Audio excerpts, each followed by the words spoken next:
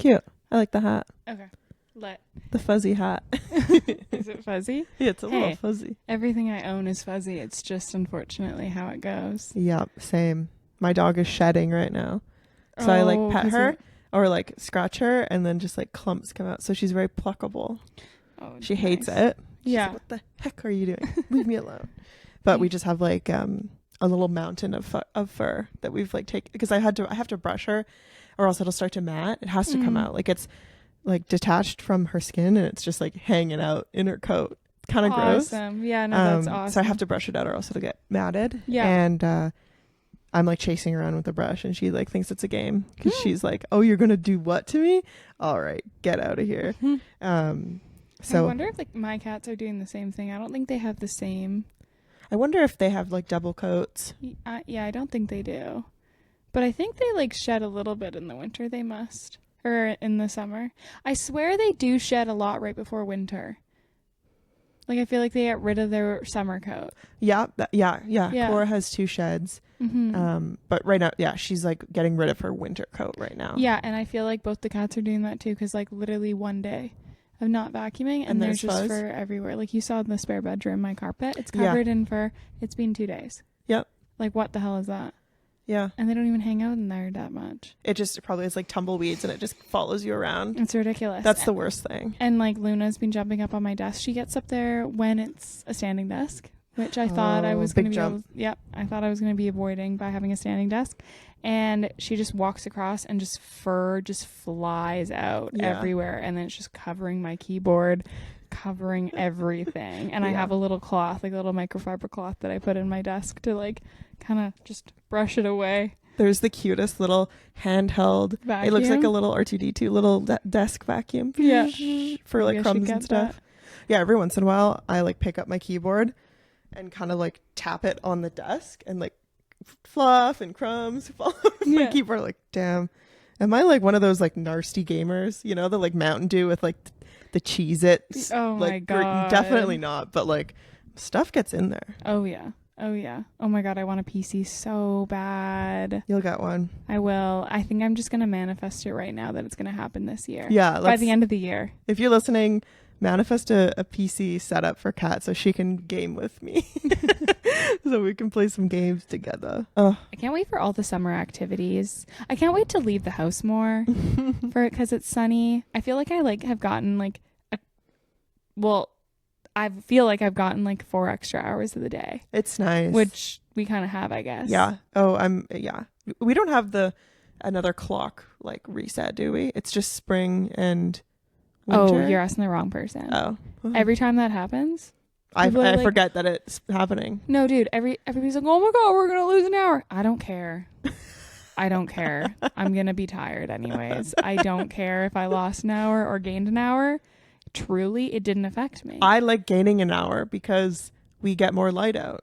Yeah, well, I mean, I like that. You like the benefits of it. Yeah, I like the benefits of it. But in terms of like, I feel like people get their panties in a twist. A twist for it. Yeah, and they're just like, oh, I'm so tired today. We lost that hour. Like, I'm going to be tired anyways. It doesn't really matter to me.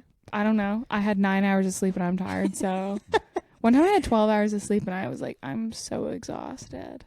I had a really exhausting dream last night. What'd you dream about? You were in it. Oh, it was like an adventure dream. Okay. But no, we were just like, we did a big hike up to this mountain. It was kind of like the Sea to Sky gondola kind of vibe. Okay. We hiked like up. And then on the top, there was like a viewing platform. And we were like taking photos. All of a sudden, like a bunch of helicopters start like swarming around us.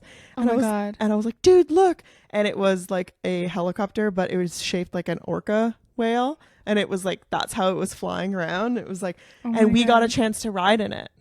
Oh my God, was that a bumpy ride or no, what? It was so smooth. Really? Yeah, that was the thing. That was what I was worried about. I was like, it's flipping around. It's going upside down. I don't think we're going to be able to do this. And we were both? Yeah, we both went in it. Oh my God, heck yes. It was really cool. But it was like, just imagine that. Like a.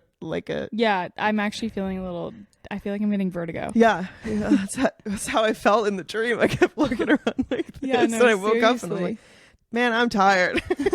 Man, what the hell? Dude, seriously. I'm like, I just lived 4 days. That's exactly how it felt. And there was like different chapters to that dream. Like it was.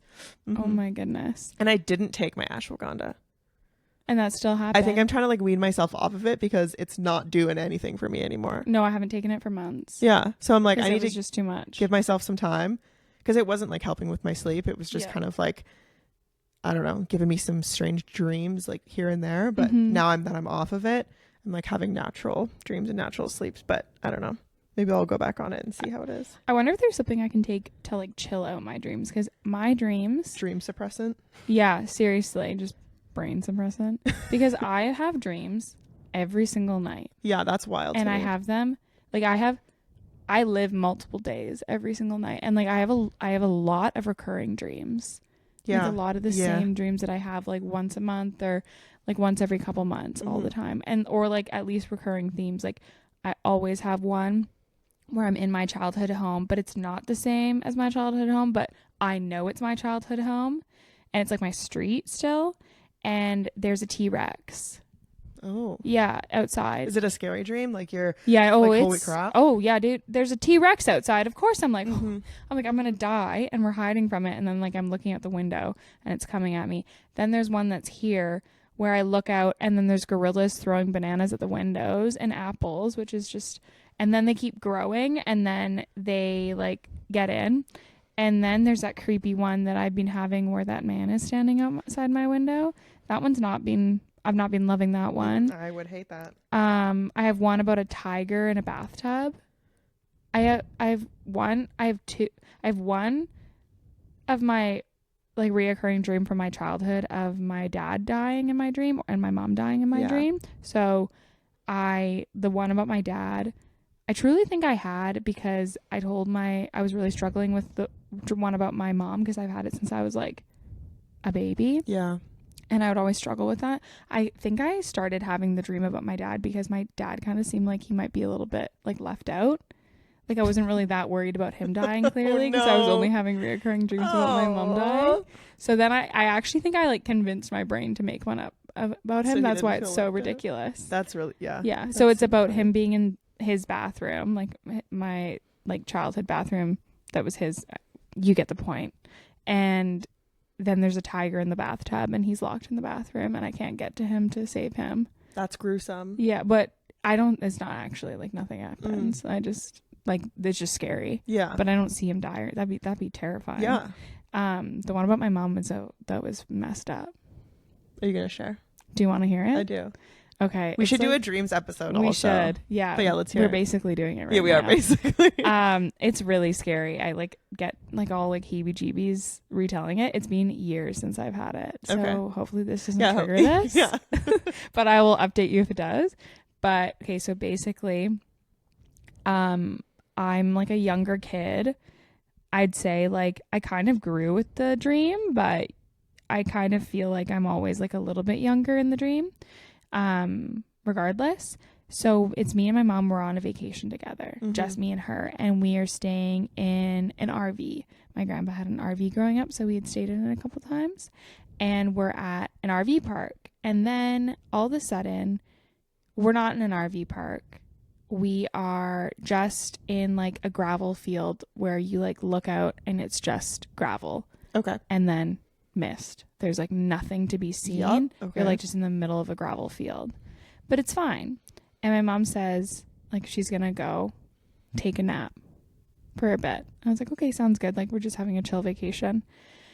And then I look out the window and I see this figure really far out in the fog, and it's this man with like a long trench coat and like a black cap. It's not a top hat. It's more like similar to like a cowboy hat, but it's not. Okay. I don't know. Picture that. I'm trying. You know, in dreams how like it's not one thing or it's the like other. AI. It's and it's kind of changing, but he has a hat on, kind of a mix between a top hat and a cowboy hat. Gotcha. And he's out in the distance.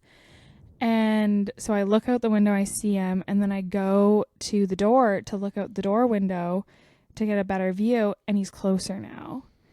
And then I open the door because I'm trying to see through the fog, and he's even closer. Like he's moving inhumanly fast. So I start yelling for my mom, saying like, mom, like what's going on? Like I can't, like what's happening? But I can't actually like make any noise or move. Okay. But I'm trying so hard to like get her attention. And then next thing I know, he's made it to the RV and he's walking up the steps and he's just walking past me like I'm nothing. Like he's not walking through me, but he's shoving me aside like I'm nothing and just continuing on. And I'm like trying to claw past him, and now I can move, and I'm trying to like get to my mom, and he's just keeps on going towards her and I can't stop him. And I'm like screaming now and crying and trying to do anything I can do to wake her up, and she can't. And then he pulls out what kind of looks like a pixie stick, one of those like things full of like sugar that we used to have as kids, and he puts it in her mouth, and it kills her. Like poison or something? Yeah, like I don't know. It was like a powder. And then he just does that, and like I'm literally like I'm nothing to him. Like I'm like a fly to him, and then he just walks out, and like I'm trying to stop him to be like, what the hell did you just do? He just walks out and leaves and disappears into the fog. And so I can't drive because I don't know how to drive. So I just pick my mom up and I carry her. I just start walking to try to get home. And then I'm just walking in the gravel. And then next thing I know, I'm walking through the front door of our house, and it's Christmas morning. And you're walking through the door carrying her? With my mom in my arms, and my whole family is like been waiting for us to come home and so excited for us to come home. Oh my God, dude. Yeah. Whoa. Yeah. That's pretty visceral. So scary. But so also weird that when I was like a young kid, like I had this dream before I was 5. Like I've had it since I was really young. I was able to carry her when I was that age. Yeah, it's always been the exact same. But I think like I've gotten taller. Like I'm no longer 5 in the dream. I'd say I'm probably more closer to like 16 or 14. Okay. Yeah, like I'm a normal size-ish, but I'm smaller. That's so interesting. Yeah. I wonder what it means. Like I wonder if there's some sort of like hidden thing in there. I don't know. I mean, I'm sure there is. Yeah. I mean, to have that, like I used to have that every night. Yeah. And then I would that's why I eventually got Leroy. Right. Because I was so scared. Yeah, because I would have that dream that I'd wake up and I'd have to go check on my mom. I had a dream that I gave birth to a golden retriever. So pretty much the same. It was like POV, like me, my eyes are the camera, and like my pregnant stomach, and my knees are up in the stirrups, and the doctors are here and they're looking in, and then I'm like pushing, and then they're like, it's a boy, and it's like this little puppy. And then there's like no like indication where the father is and like what that meant. Yeah, what did you do? Hey, I don't know. I have a lot of like scary pregnant dreams. Dude, pregnancy dreams are the worst. Or I'm in the back seat of a car and there's no one in the front, and there's no way to like jump to the front, and the car's rolling down the hill towards oncoming traffic. Oh my God. I have the one where I'm in the driver's seat, but no matter how hard I push on the brakes, it will slow, but it will never stop. Oh God. Maybe that's something to do with like life and like what the heck, something like that. It was just like giving birth, and it wasn't like there was no like backstory as to like what happened to it. There never is. Or like if I even kept it. It was just very interesting. Do you ever have a dream about like giving birth to like a baby and then like having a baby, and then you wake up the next morning and you kind of like miss it? Yeah, all the time. That's a crazy like feeling to have. Yeah, like start like having a family and like having this routine all of a sudden, and then waking up being like, well, I kind of missed Dylan Efron when he was my husband for a night. I actually like think I a little bit missed him for the next day or two. I was like kind of pattering around the house, and I was like, what's up with me today? I'm missing baby girl. I think I miss my baby girl. Poor guy, short torsoed Dylan Efron. I had a dream where a very, very tumultuous relationship. At one point, he was pinned to the top of a cave by his father and his face fell off. Anyway, Sage saved Dylan Efron, my husband, somehow, and he came back to me. But he had a really short torso. Like where his belly button is was just where his torso ended. But he was the same height. Oh. So he had really long legs, I guess, or like a long crotch. Everything was just It was wrong. Anyways. Yeah.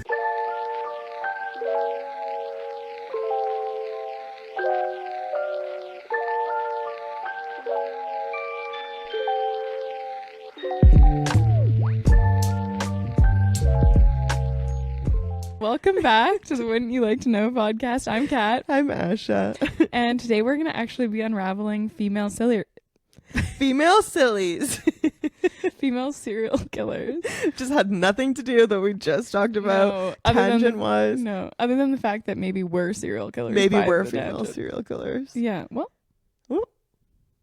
Stay tuned. Okay, trigger warning for this episode, guys. Talks of sexual assault and murder.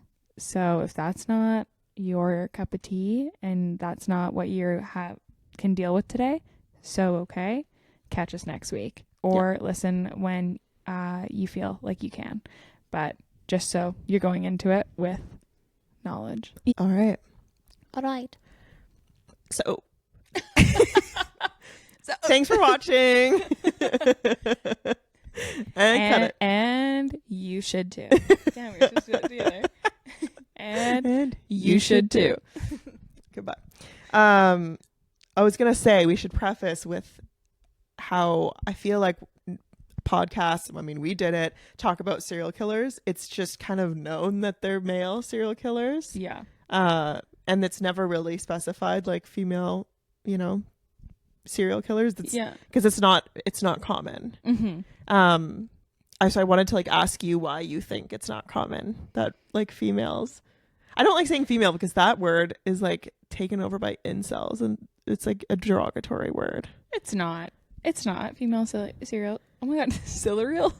What am I trying to say? Serial killers. Serial killers. I don't think female's a bad word, but yeah, I guess they do. They're like female. You dumb females. Oh my goodness, that actually makes my blood like. It makes my blood light on fire when I hear like a guy refer to a woman as a female. Yeah. Only we're allowed to refer to women as females. Yeah, like you're allowed to refer to like women or females or women as females if it was normal to refer to a man as a male in the same context. Yeah, I agree. But if you're referring to them as a female in the same way that like you would say chick or like that, just maybe rethink your entire life. Yeah, just take a step back and realize maybe I haven't gotten any for a while because of my action. Maybe I don't know how to talk to a woman. Yeah. Maybe I don't know how to talk to a woman because I keep calling them females. It's just like icky. It's degrading. It's super degrading. Anyways, what were you trying to ask me? Anyways. It's Tangent Tuesday. Hey. And we're going to go get tacos. And we're going to go get tacos. Felt like getting my baby out. Do you think that this is the way it is because we haven't seen each other for a couple days? I think so. Yeah, because every other podcast we recorded, like, we've seen each other for like every single day leading up to whatever. Distance makes the heart grow fonder, and with more tangents, and the brain go just go. Mooney just went. I was asking, why do you think that there's less female serial killers? I have two hypothesize. All right. One, we know how to clean up blood. Mm-hmm. That's literally in our like DNA. Or we don't kill with blood; we kill with poison. Mm-hmm. Very smart. Very smart. Yeah. But I do think that like we know how to clean up, and like we have like a full working, frontal lobe. Mm-hmm. So not saying that other people don't, but. I'm alluding. Well, if the shoe fit. But if it walks like a cow and it barks like a cow. Whatever I said. You said walks like a cow and quacks like a duck or something? Walks like a cow and moves like a cow. Yeah. Anyways, I think we know how to clean up blood. Yeah. I think we've been trained based on our bodies for a long time. So we know how to clean up. But more importantly, I just do think that we have a better handle on our emotions because it's less acceptable for us to show them. Big agree. Yeah. I think I don't know what I was going to say, but I agree. I just think that like it's more common and maybe just in my opinion and my experience in life, I've seen men, get out of hand like emotionally and get like angry or really upset and like physical, or just like to a degree that like you feel a little bit like nervous or unsafe. I've seen that happen quite a few times. Multiple times. I don't think I've ever seen a woman lose it. Yeah. Stay like kind of get out of line in that way, unless like there's like alcohol involved, but even emotionally and like I don't know, I think it's like a big psyche thing. It's a big emotional maturity, and I mean a lot of the reason why men become serial killers or are serial killers because some sort of trauma that they aren't able to properly work through, and like are trying to either take it out on someone, or they blame someone, or they don't think that they're just, or they don't think that they're treated right, all that kind of stuff. I personally think that I think a lot of murder and like the reason people kill is this sense of entitlement. A huge entitlement. Like you are better than, or you are entitled to take control of that person's life or not, or their body or not. And I just think that with the way that society is just a more natural state a more common state for men to be in. Totally. Because like they're just entitled in general. Oh yeah. Not that all men are, but just like society kind of breeds that in them, you know? And this is not to say that there's like no such thing as a female serial killer or like a female abuser. There's a lot of those cases out there. Yeah. But we thought it would be interesting to kind of pinpoint some female serial killer stories that are like either well known or not as well known, that have really crazy backstories and like reasonings as to why they killed or why they did what they did. So I'm looking forward to reading this one to you. Mm-hmm. Yeah. Okay. So locked. All right. Sachiko Ito, known as the Drumstick Killer. Sachiko, 65, was a Japanese faith healer and self-professed exorcist. Okay. She was convicted for murder after the death of 6 believers in the Fukushima district between 1994 and 1995. Are we in Japan? You're in Japan. Take yourself to Japan. As a self-proclaimed guru who claimed to have psychic abilities, she killed several of her cult members. I wrote cult members / members. Same thing. Same thing. Rumor has it that multiple people were killed during religious ceremonies. Sachiko somehow always chose to kill those who disagreed with her methods, refused to lend her money, or were interested in the men that she was interested in. Shocker. I know. So that's where the entitled comes in. Yeah. Just like, you wrong me, you don't do what I think is right or whatever. I get to decide that. So, a little bit about her life story. Sachiko was born on August 21st, 1947. After she finished high school, she got married and had 3 children. So there's not a lot about her, like the way she grew up, like what happened to her. There's just more so about like what she ended up doing, which was really interesting. There were a lot of like websites that I had to translate, which was kind of cool. Yeah. Good for you, dude. Thank you. She worked as a sales clerk and her husband worked as a painter until he suffered from a back injury. He ended up quitting his job and falling into a gambling addiction. This sucked for them, obviously, as they had to sell their house, and they moved to a new town in 92. In that same year of selling the house and moving, her husband just disappeared. It's speculated that she had something to do with it. Obviously, nothing was proven, and it's still up in the air. Still just missing, just gone. Okay, well, yeah, obviously she killed him. Yeah, I know, right? She killed 6 other people. I don't think she has a problem killing her husband. Because of his gambling addiction or because of the fact that they had to move. It's like, pissing her off or affecting her, because it seems like she'll just do anything if somebody annoys her a little. Right. So after his disappearance in 1992, she began leaning into her healing guru career by attending different religious ceremonies. I'm assuming she was already religious before this. She started advertising herself as a healer. She developed a pretty large following and held gatherings, culty meetings, at different public locations on weekends where masses of people on foot and people in their cars would stop and listen to her, like filling up the street, kind of busy. How did she get that big of a following? I think just like meeting people. The area that she was in was probably like pretty small. Wow. Yeah. A lot of people with injuries and ailments came to her looking for help, and she recommended her own hypnosis and meditation. People claimed she had curative powers, and she advertised herself as a new god. For more drastic... Those are the sane ones. What? Those are the sane people. Yeah. When they say they're the new god, I find that they're the best people to listen to. Mm-hmm, mm-hmm. Yeah, like all the chiropractors I've been to like advertise themselves as like new gods. And yeah, well, in that case they are. Yeah. For more drastic measures like changing negative behaviors like anger, anxiety, and depression, she would tell them that they were possessed and that they had demons inside of them.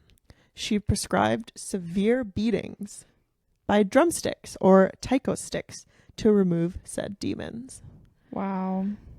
So just, what does Bob Ross say? Smack the devil out of it. Yeah. Wow, that's scary though. And so then they would do that willingly. That's clearly. The thing. Yeah.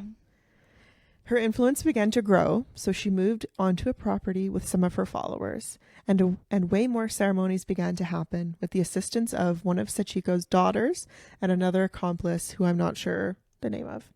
People would come to the property for this treatment, which again is essentially a beating with a drumstick. I'm assuming that during these ceremonies, the members who show up actually wanting to be healed, like they didn't know what was going to happen to them. Like they were just like, help me. They weren't sure that they were going to be smacked by sticks. Yeah. One ceremony happened when Sachiko suspected a woman was trying to steal her lover. I'm pretty sure she didn't have a lover because he disappeared and she probably killed him. She might have had a new lover. She might have had a new lover. She began accusing this woman of demon behavior and was beaten to death.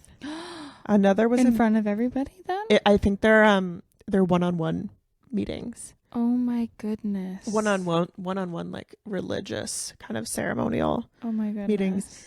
Another was a man who refused to give her money for a loan. He was also beaten to death and died from his injuries. Most of the people who went through these ceremonies were people who questioned her authority or who didn't see eye to eye with her. When the father of one of the cult members called the police and filed a missing persons report for one of his sons and families, the police were eventually able to find the location of the man and his family, because apparently his child had been hospitalized after being forced to go through one of these ceremonies. So it wasn't voluntary. Yeah. Okay. A police investigation of the property led to the finding of 6 bodies, 2 men and 4 women.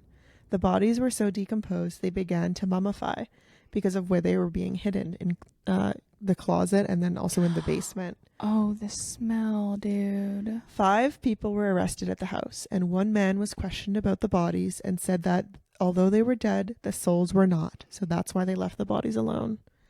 One of the thoughts of the cult was that the bodies would be revived after the decomposition stage was finished when they no longer smelt. Super strange thinking. Yeah, no, yeah. That was for sure a full thought process there. Yeah. Wow. Found in the house of Sachiko was a wife of one of the cult members, a 56-year-old man, one of Sachiko's own daughters, a 43-year-old man, a 56-year-old man, and a 27-year-old. The bodies were found on July 6th, and Sachiko was then charged on September 18th. She had been in prison for 3 years after that, and her execution was pushed to 5 years in prison. This was due to a psychiatric exam where the judge ended up stating that it is not a religious act to kill others to suit your own needs. No, what? So there is no reason to repeal the death sentence. I guess they were like questioning whether or not she was gonna need the death sentence? Yeah. Oh my god. Okay, wait. How quickly did she get the death sentence though? 5 years? So yeah, she was 3 years. She was there for 3 years, and then they were making a decision whether or not they wanted to like keep her in prison or give her the death sentence. Wow. Okay. Yeah. Her daughter and the other accomplice I mentioned earlier received 18 years in prison and then life in prison as well for the deaths of the 6 people. Wow. Sachiko was convicted of 4 murders and 2 counts of assault, resulting in death. She was executed by hanging in 2012, becoming the first woman in Japan to be executed in over 15 years. Japan is one of the few countries that still practices capital punishment, which is reportedly supported by much of the population. However, Amnesty International has raised concerns as executions are often carried out in secret, with families not being informed in advance and inmates sometimes unaware of their execution date. That's horrible. Yeah. 2012 and she was hanged? Yeah.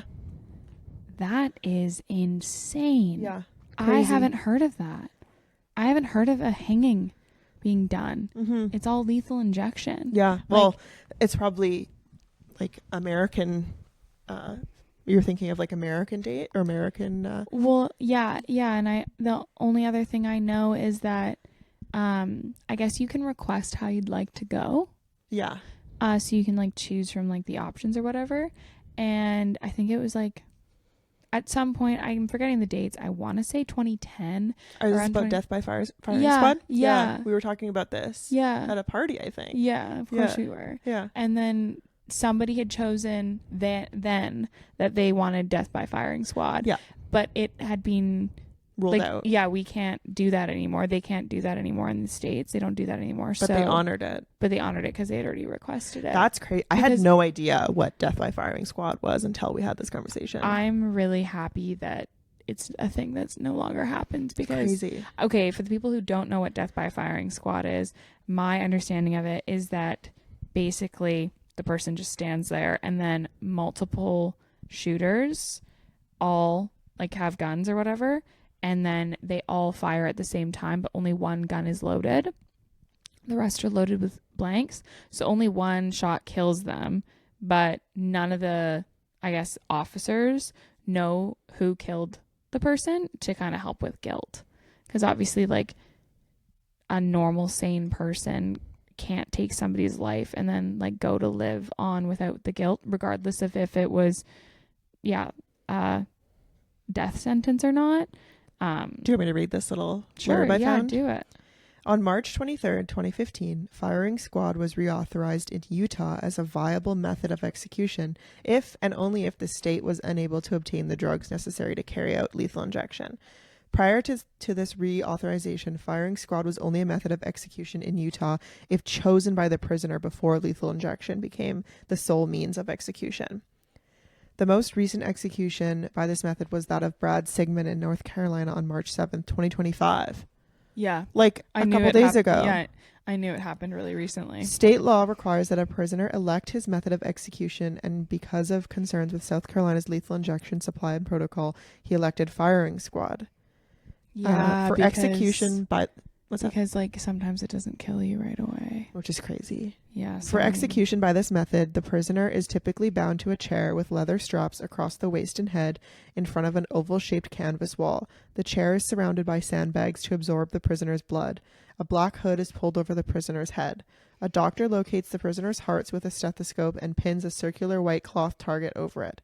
Standing in an enclosure 20 feet away, 5 shooters were armed with 30 caliber rifles loaded with single rounds. One of the shooters is given blank rounds. South Carolina's execution protocol calls for the use of 3 shooters, each of whom is provided live rounds.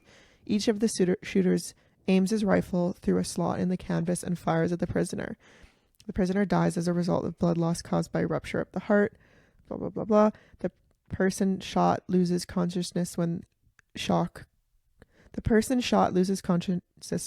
causes a fall in the supply of blood. If the shooter misses the heart by accident or intention, the prisoner bleeds to death slowly. Okay, so there's multiple shooters. There's multiple rounds of like bullet. There's multiple bullets, but then just one blank. I feel like you would know though. I just feel like it just still is too much to ask somebody to do that. That's so crazy. Like that just seems so like barbaric, Hunger Gamesy. Like it just seems like something that is so. It seems like a show. It 100% that's seems disgusting. Like a show. Anyways, disgusting. Yeah, that's all. That's so sad. But I mean, like, I guess at that point, at least they're given some sort of option. Just a crazy thing to choose. I feel like I don't know. I mean, I get it to a degree. If like, I have heard some pretty crazy stuff about like the lethal injections. Oh, and, yeah. Like, them not dying and then it being like a long time. Ugh. It's like imagine. I don't know. Yeah. Also, the amount of like wrongfully accused people. Yeah. Who like are on death row and then they get proven innocent. It's just like there's so many. I think there's Anyways, we won't get into that. No. But good job for that story. I've never heard about her before, or that's really sad. I'm pretty sure most people listening will have heard of this serial killer. It's Aileen Wuornos. And I probably should have heard about her before, and I probably have heard the story before, but I didn't recognize the name until we played the serial killer trivia the other week. And then I had a friend text me being like, you didn't know who she was? And I was like, yeah, I'm not a very good like true crime fan. Because, I know who Aileen Wuornos is based on the movie that Charlize Theron was in. That's how I know who. I never watched the movie, but I just know about the movie. Monster. Yeah. So, anyways, I'll get into it. She was an American serial killer from the late 1980s, and arguably one of the most well-known female killers, with 4 films made about her. Yeah. Aileen Wuornos, American Boogie Woman. Aileen Wuornos, The Selling of a Serial Killer. Aileen, Life and Death of a Serial Killer. And then Monster, which you just said. As we've talked about in the past, I'm not a fan of romanticizing or idealizing serial killers. They are people who did horrific acts and decided that they could play God in those moments and take their victims from this earth from their loved ones. This is why I tend to consume media that is based more around the victims of these murders rather than the murderers themselves. However, I think I'm not alone in my curiosity and need to try to understand how someone could act so outside the bounds of my realm of reality. Yeah. Okay. Mm-hmm. The first serial killer I was ever introduced to was Richard Kuklinski, or better known as the Iceman. I was in Crim 103, the psychological explanations behind crime, and we watched a documentary where Kuklinski himself recounted his murders and why he did what he did. I can cover him in a future episode, but I bring this up to shed some light on how and why I will be covering this story the way I am today, because it was while watching this documentary about Kuklinski that I began to truly think about nature versus nurture. And can a serial killer be made, or are they born evil? Do we all have the capability of becoming these creatures, or is it a dormant trait in a select few that needs to be triggered? Cool. Have you ever thought about that? Oh, all the time. Yeah. Yeah. Aileen Wuornos had no shortage of hardship in her life. Her father, Leo Pittman, who Aileen never met, was in jail by the time Aileen was 11 after kidnapping and raping a 7-year-old girl. Eileen's mother, Diane Wuornos, abandoned Aileen at the age of 4, leaving her with her maternal grandparents to raise her. Her childhood consisted of being beaten and assaulted by her grandfather, engaging in sexual activities with her brother, and getting pregnant at age 14 after being raped by a family friend. Wow. After giving birth to her son, he was put up for adoption, and Aileen was thrown out onto the streets at age 15, where she then began sex work. By the time she was 22, Aileen had attempted suicide 6 times. Wow. So that is a rough life growing up. That's not even going into the details. That is the brief outline. Very, very, very cliff notes. It was horrific, the information I found. Horrific. Yeah. So this is where I remind you to consider the nature versus nurture debate.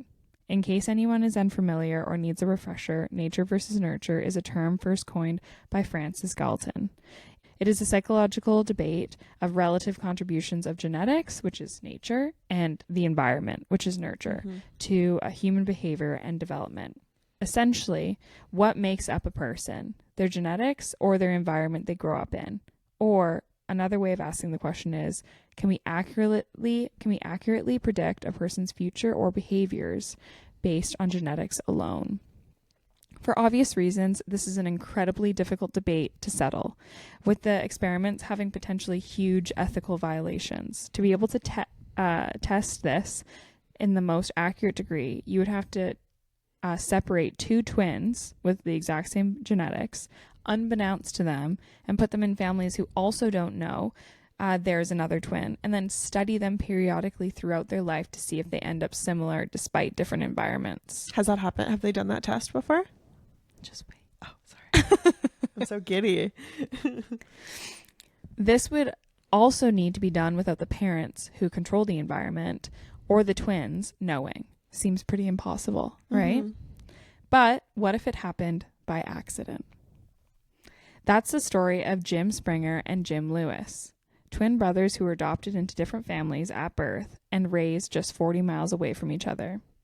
When the brothers reunited at age 39, they had a strange discovery. Not only did they drive the same car and vacation on the same beach in Florida, but they also had the first wife named Linda and a second wife named Betty. This example would have you believe nurture really has no significant role, with our lives being written in our DNA. So, was Eileen always meant to kill that night in 1989? On November 30th, 1989, Eileen would murder her first victim, a man by the name of Richard Charles Mallory, a 51-year-old convicted for attempt at rape. Mallory had driven Eileen to an abandoned area for sexual service.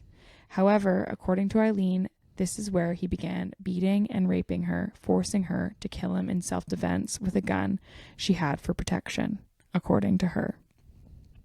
Mallory's car was found 2 days later by the sheriff's department, and 2 weeks later his body was discovered several miles away in a wooded area.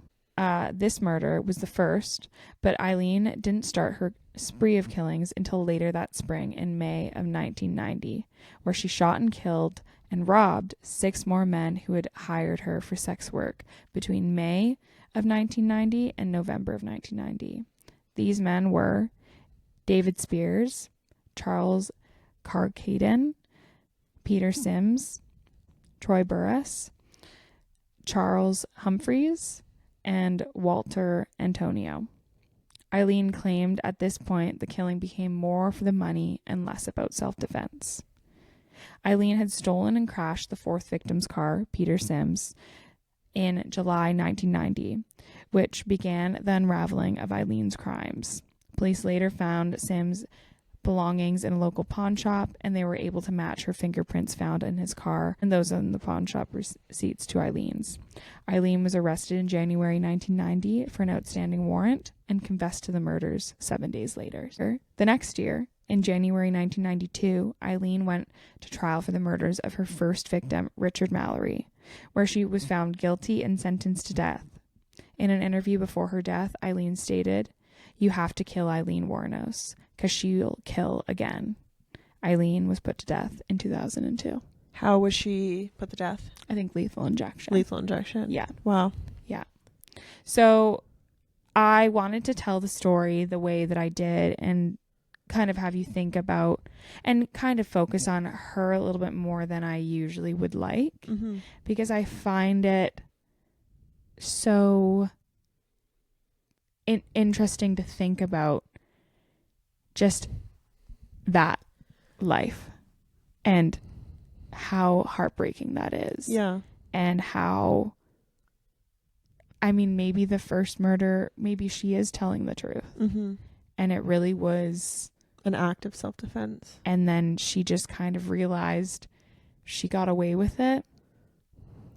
And she got some money out of it. And it probably felt good to fight back. And then she kept doing it. But specifically with men who were hired her. She was a hitchhiking sex worker. Okay. So she would stand on the side of the road and like get rides and then drive. Gotcha. Yeah. So that's how she did her work. But she was on the road. She was on the streets at 15 immediately after giving birth. Yeah. To a kid that was probably in the family, like from someone who. Yeah. Yeah. That's and like, but she was doing drugs and she was doing sexual activities with her brother at age 11. That's so like at that point you think, okay, well maybe it's maybe it's nature, because not just anybody can go into sexual activities with their brother. Like that's something that like biologically we're not meant to do that. Yeah. So that something's missed there. I was assuming that was being forced, though. I don't know. Yeah. I'm not clear on that, actually. Maybe, actually. Because that would make sense because of having that like powerful figure of like a grandfather or like a grandparent like taking care of her and doing these things to her. I would imagine that he was probably making her do horrid other things as well. Yeah. Yeah. But I think this like begs the question then, because specifically she's a female who I have like, you know, I'm gonna like have a spot in my heart for any female, like any woman. Yeah, you're biased. I'm like, does this, like, if it was a man in this situation talking about nature versus nurture, and like the way that, say, she was a he grew up with this like really horrible life, would like someone like you or I see it in the same sense of like, that was a tragedy, that was horrible, you know? Because a lot of the male serial killers we talk about they do have horrible upbringings. So I think as me personally, as like a very empathetic woman, I'm like empathetic towards other women who go through really horrible things. But at the same time, it doesn't mean you need to be killing people because of the things that you go like. Yeah. So it's such an interesting conversation to like talk about like the morality of, like, you know, are your morals like towards like a female serial killer like a little bit better than your morals towards like male serial killers? I don't know. Well, I definitely think there's just like a natural like unconscious bias that you need to like be aware of. I don't think, and I know that regardless of nature versus nurture, nothing makes it okay to take somebody else's life. That is my belief across the board. Totally. Is that none of us get to play that role. None of us get to play God or whatever you want to say. That's not up to us. It's not yours to take. No. Everybody's life is their own.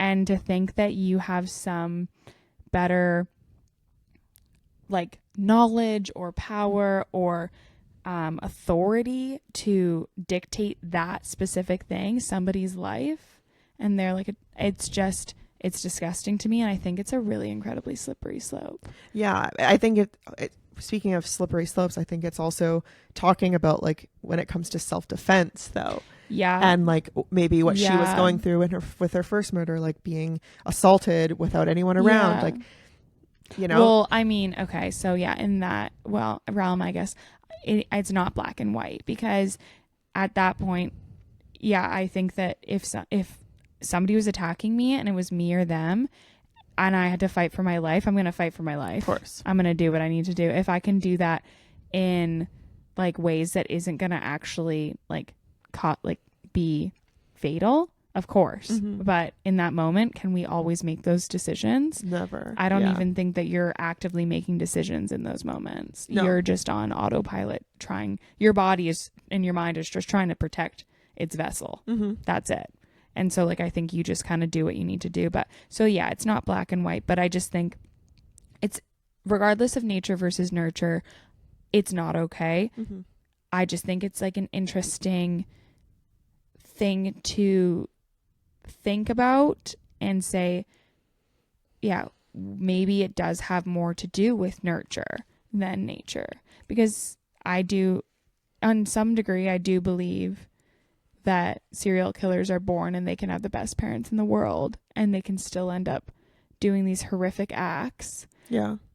And then on the other hand, it's like you can be born and have everything kind of set up for you and like in like terms of genetics, but then the situation you're in, you're just kind of pushed down this road. Yeah. And obviously it's up to you on how you go down that road, because unfortunately, Eileen is not the only person who has had a similar upbringing, and like 99% of those people don't end up becoming serial killers. Yeah. So that's where I kind of think I'm a little bit in the boat of it's kind of like a dormant virus. Yeah. And once it's activated, it kind of is like something that you can't really stop, it seems. And so, like once she first killed, she's like, okay. Then it just... That is something in my brain that I am okay with. Yeah, doing. like starting with animals, like, you know, that feeling. It's like, okay, this is something I'm okay. Yeah, it's just. Well, and that's where I think it's different though, because I think that she didn't have that. No, she didn't start with animals, and it wasn't this curiosity thing that she went and she was like, I want to. Yeah, that's so horrible. But yeah, she didn't do that where it was like this curiosity game, whereas like she just like did it because she kind of had to, if she's telling the truth, right? And then she's like, hey, this is easy and I need money, so I'm gonna do this. And it was kind of a needs to an end, right? And then but other people, like, they just go and do it. There's no like trigger. Yeah, they just are like, I want to know and I don't care. There's so many like different cases, not like, I guess maybe terms of like serial killers and like the reason that they do it. Well, and so that's always so interesting to think about, like how many of those are out there, right? Yeah. Self-defense, like for money, and then also for pleasure, like all this kind of things. Yeah, I guess, the enjoying it versus like just being okay with doing it, to doing it out of a fit of rage. Yeah. It's like there's so many different circumstances, but from the first time I heard about the Iceman, the documentary on him, he, if I'm remembering correctly, was more on the he was like a hitman. Gotcha. So it was like a different. Yeah, and that's also another one on the list, I feel like. So I guess, and kind of similar to Eileen in a way where it's like it wasn't necessarily what he like wanted to do, but he was fine doing it. Yeah. Like it clearly didn't affect Eileen. Right. Like she continued to do it. Yeah. And the only reason she got caught was because of a outstanding warrant. Well, yeah. Well, no, they found his like car and they started tracing it, but they were able to arrest her based on the outstanding warrant. Gotcha. She had a theory that the cops let her do it because she was killing some like pretty shitty guys. Yeah. Huh. Interesting. Yeah, especially like the first one. So she had a theory that like they knew especially about the first one. She was like, I was messy. I was not smart about it. I left all of my DNA behind. I left everything behind. I did not clean up after myself, and they still didn't catch me. They knew who I was. I was in the system. They knew what I was doing, but they let me do it because I was cleaning up their messes. Wow. That's what she was kind of saying. Yeah, whether or not that's true or not, that also plays a big part in like the identification of serial killers and like how many serial killers are out there that we haven't like figured out or gotten versus how many like are because of the influence of like the justice system, like the police and stuff. Yeah. Well, even like, I mean, that makes me think about the show Dexter. Yeah. Because like he's, oh my God, yeah, he has this, so he's in the show Dexter, he has this like need to do it, this curiosity, it's like for pleasure. Yeah. But he's condoning it because he's killing bad guys. Yeah. Bro works as a blood analysis for the cops. Dude. Such a good show. It's honestly such a good show. But like, yeah, I think it's just so, I think that scary things interest me.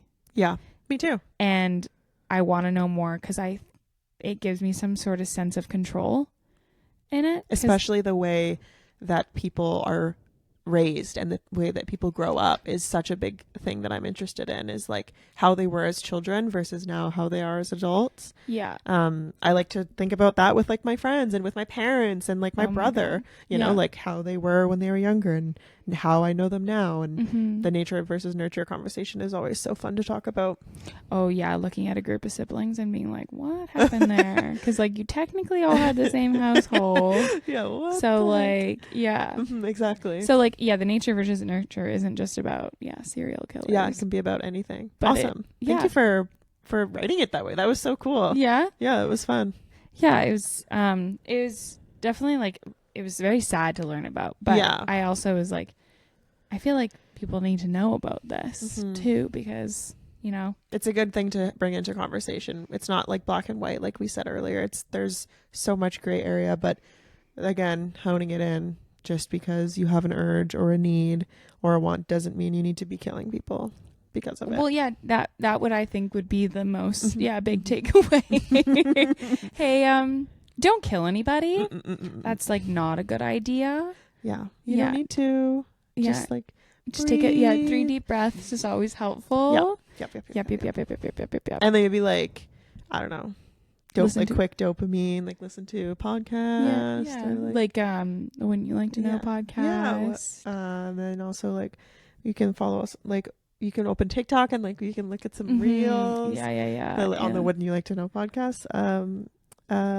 A page. Yeah. Or like look at our website that we put a lot of time and effort into. Only 2 of you have visited it. It's fine. And our Instagram as well. Yeah.